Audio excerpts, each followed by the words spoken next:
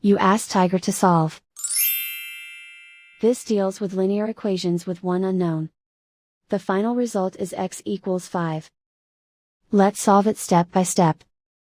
Group all x terms on the left side of the equation.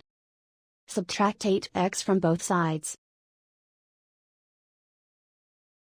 Group like terms. Simplify the arithmetic. Group like terms. Simplify the arithmetic. Group all constants on the right side of the equation. Subtract 1 from both sides. Simplify the arithmetic.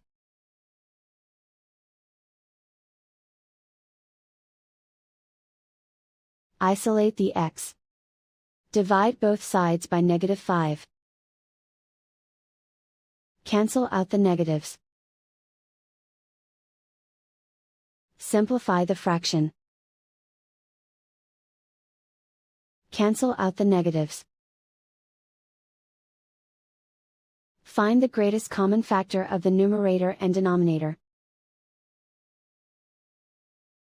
Factor out and cancel the greatest common factor.